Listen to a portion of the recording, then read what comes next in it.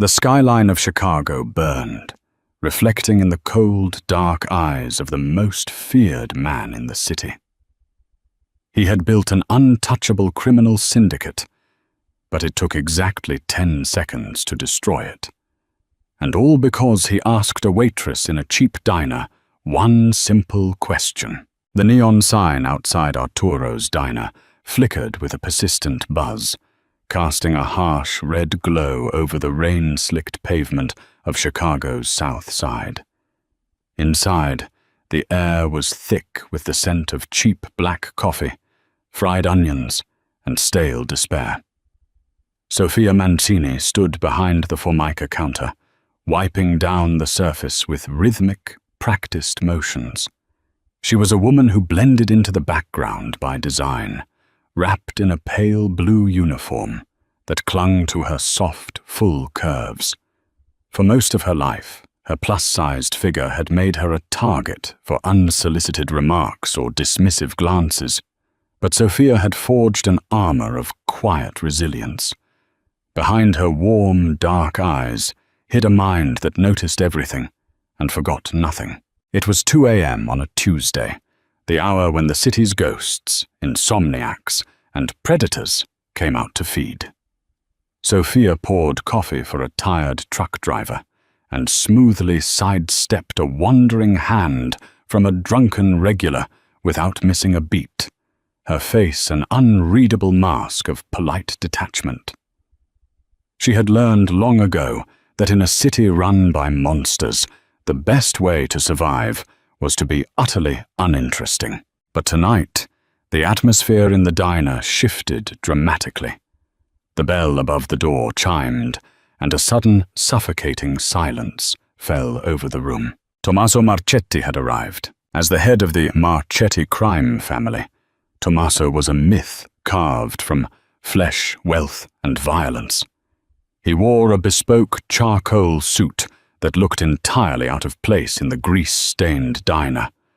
He was a striking man, tall and broad-shouldered, with sharp, aristocratic features and eyes the color of shattered ice. 2 massive enforcers flanked him, their hands resting casually near the bulges under their jackets. The few patrons left in the diner immediately lowered their heads, suddenly fascinated by their cold eggs and lukewarm coffee. Tommaso did not look at the patrons. His gaze swept the room and locked instantly on Sophia. A heavy, dangerous energy radiated from him as he walked toward the counter. He took a seat on one of the cracked vinyl stools, moving with the slow, deliberate grace of an apex predator. Sophia did not flinch. She did not drop her eyes.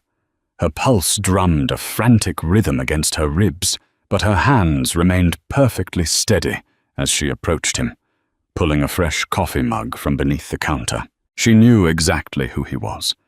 Everyone in Chicago knew who he was. The Marchetti syndicate controlled the docks, the unions, the illicit gambling rings, and half the politicians in the state. But Sophia also knew something else, something she had observed over the past 3 weeks of midnight shifts. He watched her pour the coffee, his icy eyes tracking the movement of her wrists, the curve of her hips as she shifted her weight, the soft flush of her cheeks. Tommaso had been coming to Arturo's diner every Tuesday for a month. He had always sat in the corner booth, holding quiet meetings with his lieutenants. But tonight, he came to the counter. He came to her. "You have a heavy presence, Sophia," he said, his voice a low, gravelly baritone that seemed to vibrate in the empty space between them. Most women in this city starve themselves to look like glass sculptures, fragile and empty. You look like a woman who could survive a war. It was an intense, unsettling compliment.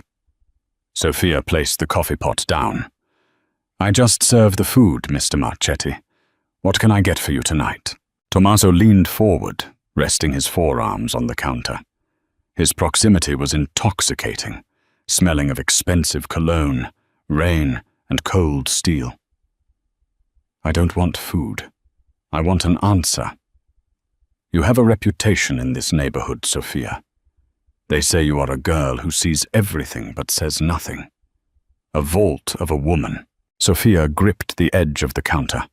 Her knuckles turned white, but her voice remained perfectly level. People talk to pass the time. It doesn't mean anything. It means something to me, Tommaso replied, his gaze dropping momentarily to the soft swell of her cleavage before meeting her eyes again, unashamed of his hunger. You watched my men tonight. You watched the men who sat in my booth an hour ago. He was referring to his inner circle, his most trusted advisors who had left the diner shortly before Tommaso returned. I asked you a question in my head 1,000 times since I first saw you, Tommaso murmured, the dangerous edge of his tone softening into something dangerously possessive. But tonight, I only have one question that matters. I want you to look around this room, look at me, and tell me the truth. You see the shadows of this city better than anyone. So tell me, Sophia, who is the greatest threat to my life right now? The diner was dead silent. The truck driver had slipped out the back door. The enforcers by the entrance stood like statues. Tommaso stared at her, expecting a frightened whisper, perhaps a pointed finger at a rival street gang, or perhaps a tearful plea for him to leave her alone. Sophia looked at this terrifying, magnificent man. She looked at his emir built on blood and loyalty. She took a slow, deep breath, her full chest rising and falling. Then she delivered the reply that would burn his world to ashes. You are Mr. Machete, because you are the only man in this city who doesn't know your entire empire was just sold to Marcus Blackwood. Tommaso froze. The air in the diner seemed to freeze with him. The name Marcus Blackwood was a poison pill. Blackwood was the ruthless, calculating leader of a rival British-American syndicate that had been trying to bleed into Chicago for years. What did you say? Tommaso's voice dropped to a lethal whisper. Sophia did not back down. Her hidden strength, the quiet resilience that had kept her alive on these dark streets, flared to life. She leaned in closer to him, the man who sat beside you an hour ago. Your underboss. When you went out to take a phone call, he didn't drop his napkin by accident. He dropped it so the man in the trench coat passing by could swap it for a ledger. I saw the crest on the man's ring.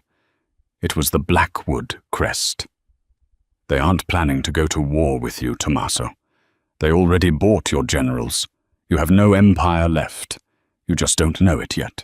For a torturous 10 seconds, Tommaso Machete simply stared at her. The wrath of a betrayed mafia king was a terrifying thing to witness.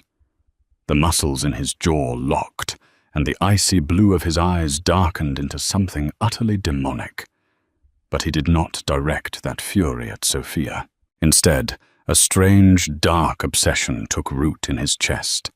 In a world full of sycophants, liars, and frail socialites, this soft-bodied, beautiful waitress had just looked the devil in the eye and handed him the absolute truth, knowing it could get her killed. Without a word, Tommaso stood up. He reached across the counter. His large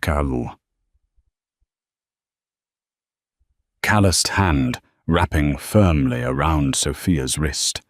His grip was an iron vice, inescapable but surprisingly mindful, careful not to bruise her skin. "You're coming with me," he commanded. Sophia's heart leapt into her throat. "I have a shift to finish. I can't just leave." "You don't work here anymore," Tommaso said, pulling her gently but firmly around the counter. "If what you say is true, Arturo's diner is going to be a pile of smoking rubble by morning. Blackwood's men will realize you saw the exchange. They will come back to silence the chubby waitress who sees too much.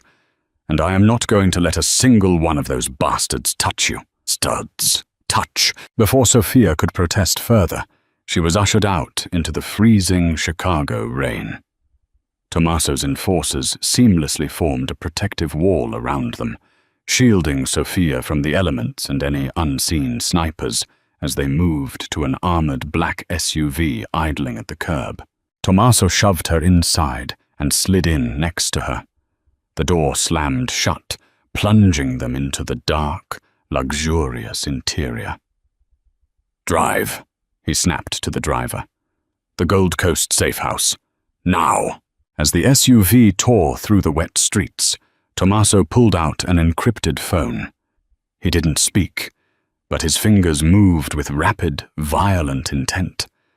Sofia huddled in the corner of the leather seat, wrapping her arms around her plump frame, suddenly acutely aware of how out of her depth she was.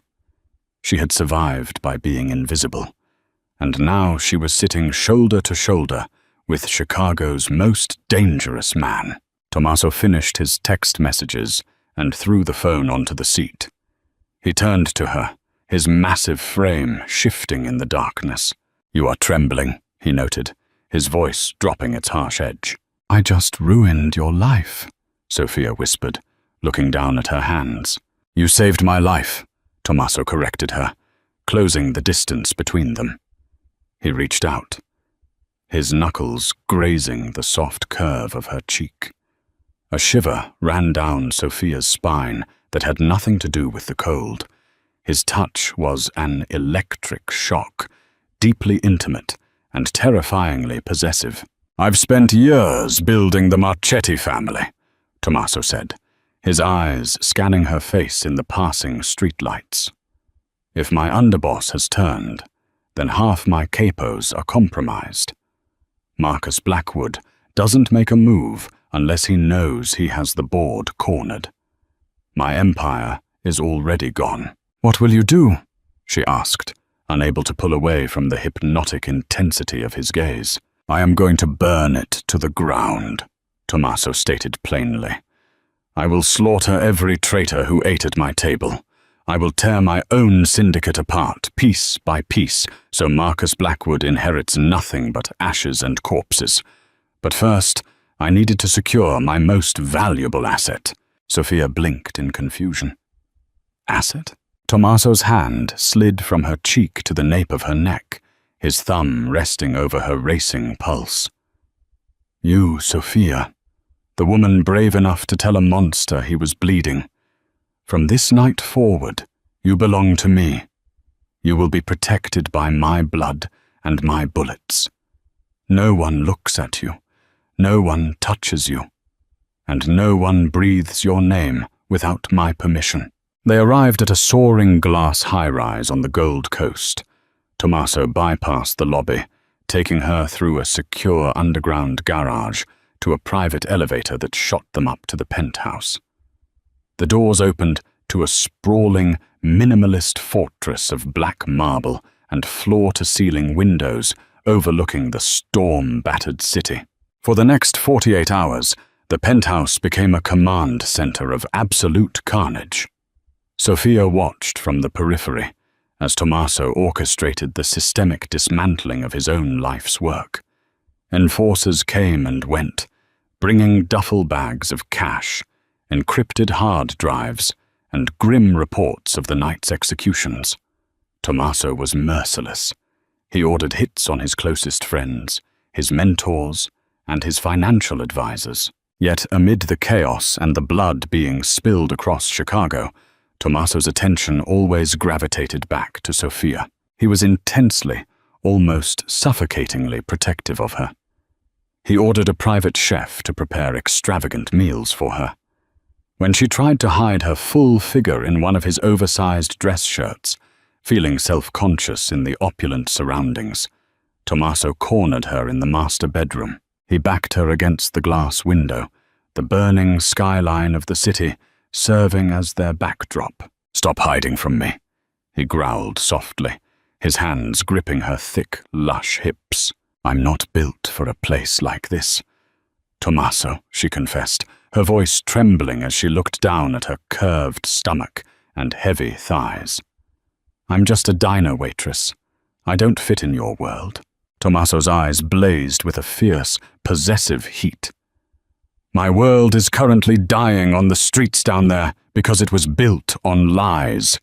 You are the only real thing I have left." He leaned down, pressing his lips against the soft crook of her neck, inhaling her scent like a starving man.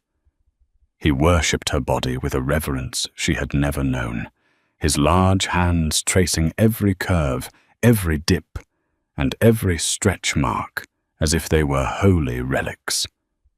He made her feel powerful, beautiful, and fundamentally essential to his survival. But the peace of their high-rise sanctuary was an illusion.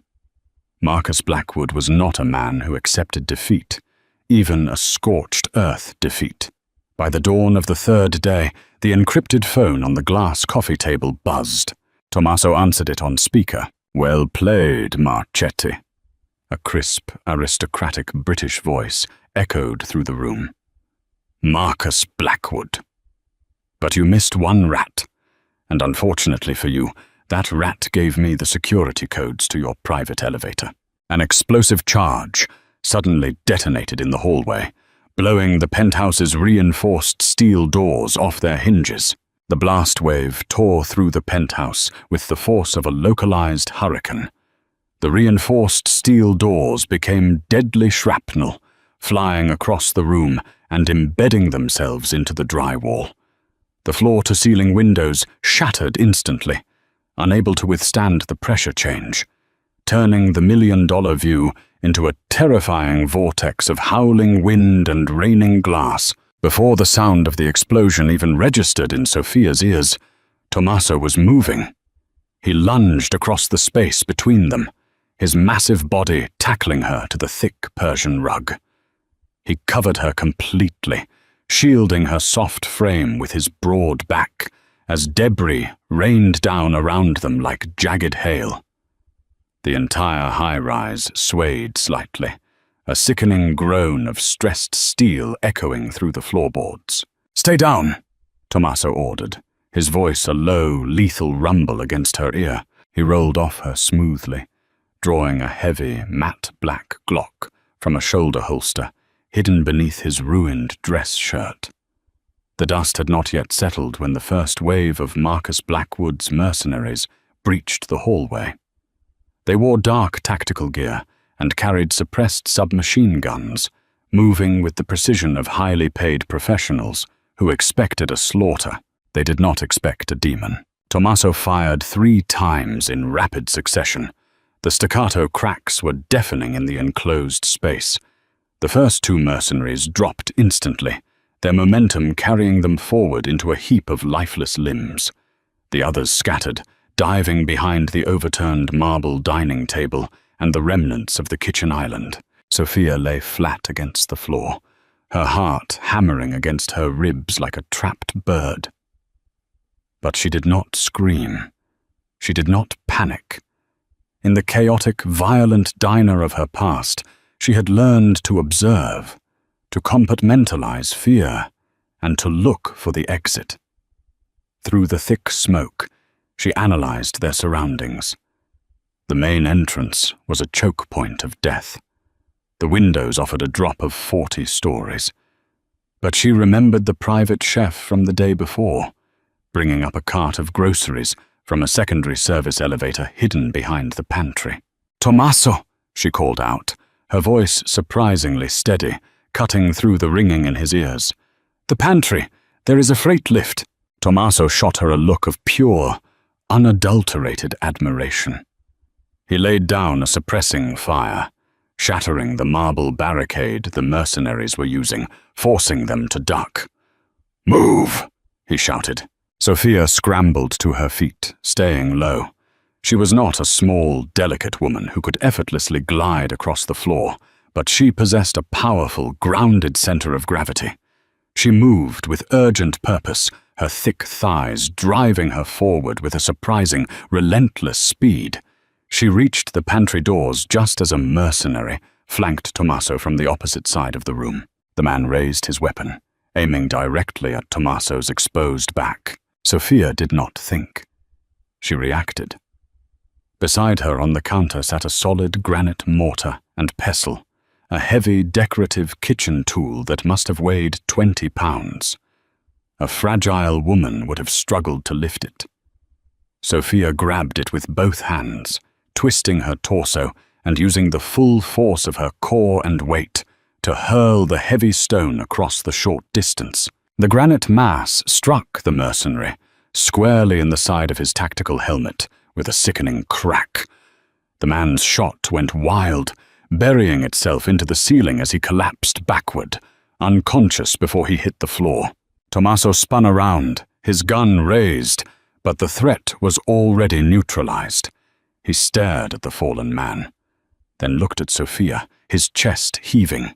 His icy eyes burned with a dark, terrifying devotion. "You are a goddess of war," he breathed, grabbing her hand. They rushed into the pantry. Sophia slammed her hand against the heavy freight elevator button. The doors opened with an agonizing slowness. Behind them, more of Blackwood's men were pouring into the destroyed penthouse. Gunfire chewed through the pantry walls, sending clouds of flour and splintered wood into the air. Tommaso shoved Sophia into the steel cage of the elevator, but as he turned to return fire, a bullet grazed the side of his torso, tearing through flesh and fabric. He let out a sharp grunt, staggering backward into the elevator car. Sophia hit the basement button, and the heavy metal doors slid shut just as a hail of bullets sparked against the steel grate. The elevator plummeted downward, leaving the war zone behind them. Tommaso slumped against the metal wall, his hand pressing against his side. Dark, thick blood seeped through his fingers, staining his white shirt crimson. His breathing was labored, but his eyes never left Sophia. Sophia moved toward him immediately, her hands firm and steady. She tore the fabric of his shirt to inspect the wound. It was a deep graze, bleeding heavily, but the bullet had not lodged inside. "You are losing too much blood," she said, her voice dropping into a register of calm authority she usually reserved for breaking up fights between drunken dock workers. "I will live," Tommaso rasped, catching her wrist. He pulled her closer, pressing his forehead against her soft stomach, seeking her warmth. He was a man who had faced death 100 times, but in the dim, flickering light of the descending elevator, he looked only at her. "You saved my life again, Sophia." "We are not out of this yet," she replied, gently running her hand through his thick, dark hair. Her touch was meant to soothe, but it only seemed to inflame the possessive fit inside him. The elevator hit the underground garage with a heavy jolt. Sophia wrapped Tommaso's arm over her shoulders. He was a massive man, easily over 200 pounds of dense muscle, but Sophia's sturdy frame bore his weight without buckling. She anchored her feet, wrapping her arm around his waist, and hauled him forward. They moved as a single unit through the dark garage, finding a low-profile armored sedan tucked away in a shadowed corner. Sophia shoved Tommaso into the passenger seat, took the keys from his bloody hand, and slid behind the wheel. She threw the car into drive, smashing through the garage security gate, and merged into the rainy, unforgiving streets of Chicago. They drove to a secondary safe house in Pilsen, a derelict, unassuming warehouse that Tommaso kept strictly off the books. Inside, the space was cold, industrial, and stripped of the luxury of the Gold Coast. It was a place meant for survival, equipped with a medical station, weapon caches, and secure communication lines. Sophia guided Tommaso to a steel examination table and went to work. She gathered medical supplies, antiseptics, and bandages. As she cleaned the wound, Tommaso watched her intensely. He did not flinch from the sting of the alcohol. He was entirely captivated by the concentration on her face, the way her full lips pressed together, the flush of exertion on her cheeks. "Most women would be hysterical," he murmured, his gaze dropping to the soft curve of her breasts, visible beneath the collar of her borrowed shirt. They would be demanding to go home, screaming about the blood. "I told you, Mr. Marchetti," Sophia said, securing the bandage around his waist with tight, efficient movements. "I am not like most women. I know what this city is. I know what men like you do." He reached out with his uninjured arm, wrapping his large hand around her thick hip, pulling her flush against the side of the table. "No, you are nothing like them. You are real. You have flesh and strength and a mind that terrifies my enemies. You carry my weight as if you were born to do it." His hand slid up her back, tangling in her hair, pulling her face down to his. It was not a gentle kiss. It was a clash of teeth and bruised lips, tasting of copper, adrenaline, and desperate, consuming hunger. Tommaso kissed her like a man drowning, drawing life from her breath. Sophia surrendered to the pull, her hands gripping his broad shoulders, matching his ferocity. In the cold, echoing warehouse, surrounded by the ruins of his empire, they found an anchor in each other. By dawn, the blood loss had stopped, and Tommaso's raw, terrifying energy had returned. He stood by the steel table, loading magazines into a series of assault rifles. His face was a mask of cold, calculated murder. Marcus Blackwood thought he had won. He thought he had severed the head of the Marchetti family and claimed the city. But Blackwood had made one fatal miscalculation. He had left Tommaso alive, and he had underestimated the waitress. Sophia sat on a crate nearby, a mug of black coffee warming her hands. She watched Tommaso prepare for a war. He seemed destined to fight alone. "All your generals are dead or compromised," she pointed out softly. "You cannot take on a fortified syndicate by yourself, Tommaso. You don't even know where Blackwood is operating from." Tommaso paused, his hands resting on the cold steel of a rifle. He looked at her, the harsh lines of his face softening only for her. "I don't need an army. I just need a location. Blackwood will be celebrating. He will be at his central command, solidifying his new assets. If I can find that command, I can cut the head off his snake before he realizes I am still breathing." Sophia stared down at the dark surface of her coffee. Her mind, a steel trap of observations and numbers, began to turn gears. She thought back to the diner.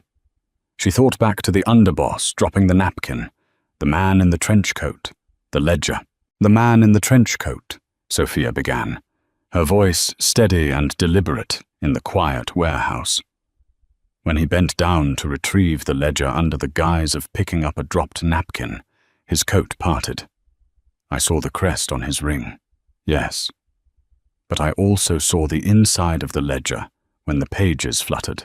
Tommaso crossed the room instantly, standing over her. "What did you see, Sophia?" "I used to take orders for 20 tables at a time without writing them down," she explained, looking up into his icy eyes. "I remember numbers. There was a red stamp on the inside cover of the ledger. It said, Pier 39, Warehouse 4, Container 8804. A dark, terrifying smile spread across Tommaso's face. "The private shipping docks on Lake Michigan. It's a Blackwood stronghold. He imports his illegal European munitions through there. That is where he will be coordinating the takeover." Tommaso did not go alone. While his upper management was compromised, the ghosts of his syndicate, the hitmen, the loyal foot soldiers who lived in the shadows and operated strictly on Tommaso's personal orders, were still waiting in the dark. Tommaso made 3 phone calls. Within an hour, a dozen heavily armed men arrived at the Pilsen warehouse. They did not ask questions. They only looked at Tommaso, and then, with silent respect, they looked at the plus-sized woman standing by his side, recognizing her as the new protected asset of the family. When the assault on Pier 39 began, it was not a battle. It was an execution. A torrential downpour had masked the approach of Tommaso's men. They breached the warehouse with synchronized explosives, flooding the space with smoke, flashbangs, and relentless, pinpoint gunfire. Marcus Blackwood's guards, arrogant and relaxed in their perceived victory, were cut down before they could even unholster their weapons. Tommaso moved through the chaos like an avenging grim reaper. He did not rush. He walked with a heavy, measured tread, a suppressed rifle in his hands, eliminating targets with surgical precision. He was fighting for his city, his pride. But most of all, he was clearing a path for the woman waiting for him back in the shadows. He found Marcus Blackwood in the glass-enclosed office, suspended above the warehouse floor. The aristocratic British boss was frantically trying to access a floor safe, his bespoke suit ruined by the dust of the breach. Tommaso shot the glass door off its hinges and stepped inside. Blackwood froze, turning slowly. He looked at the bleeding, battered, but utterly terrifying form of Tommaso Marchetti. A bitter, desperate laugh escaped Blackwood's lips. "You refuse to die, Marchetti. It's almost admirable." "It's necessary," Tommaso corrected, raising his weapon. "You lost your empire," Blackwood spat, trying to maintain his arrogant facade, even as he stared down the barrel of a gun. "Your capos sold you out for a fraction of what I offered them. And for what? Because you got distracted? My men told me about the diner. You threw away Chicago because you developed an obsession with a fat, common waitress." Tommaso's eyes went dead. The temperature in the room seemed to drop 20 degrees. "She is not common," Tommaso said, his voice a chilling, hollow whisper that resonated with absolute finality. "She saw the cracks in my world that I was too blind to see. She stood by me when the men I broke bread with betrayed me. She carries more strength, more loyalty, and more beauty in a single breath than you have in your entire miserable bloodline." Tommaso took a step forward, the gun aimed directly at Blackwood's chest. "You thought you bought my kingdom, Marcus, but you forgot the most important rule of the game. A king is nothing without his queen." Tommaso pulled the trigger. 6 months later, the Chicago skyline glittered against the night sky, peaceful and entirely under new management. The Marchetti family had been purged, rebuilt from the ashes into an impenetrable fortress of loyalty. There were no more traitors. There were no more leaks. The new underground base of operations was a sprawling, ultra-secure estate on the outskirts of the city. Inside the grand study, Tommaso sat behind a massive mahogany desk, reviewing the financial reports of their newly acquired ports. But his attention was not on the papers. His eyes were fixed on the doorway. Sophia walked into the room. She was no longer wearing the pale blue, grease-stained uniform of Arturo's diner. She wore a deep crimson silk dress that hugged her lush curves, tailored specifically to celebrate her full figure. Diamonds rested against her collarbones, but the most dangerous thing about her was the quiet, commanding authority she carried. She was the undisputed queen of the Chicago underworld. 2 massive enforcers flanked the door. As Sophia passed them, they bowed their heads in deep, unwavering respect. She walked over to Tommaso, resting her hands on his broad shoulders. He immediately abandoned the paperwork, pulling her down into his lap. He buried his face in the soft crook of her neck, inhaling her scent, grounding himself in the reality of her presence. "How is the Empire tonight, my love?" she asked softly, running her fingers through his hair. Tommaso looked up at her, his icy eyes burning with that familiar, dark obsession. He traced the curve of her hip, entirely captivated by the woman who had ruined his old life, only to build him a better one. "The Empire is perfect," Tommaso whispered, pressing a kiss to her jaw. because it belongs to you. Did the explosive conclusion of Tommaso and Sophia's dark romance leave you breathless? If you loved this gritty tale of mafia betrayal, hidden strength, and a ruthless boss who will burn the world down for the woman he obsesses over, hit that like button right now. Share this story with your fellow dark romance lovers. Comment your favorite moment below. And subscribe to our channel for more high-stakes underworld dramas. Don't miss out on our next thrilling video.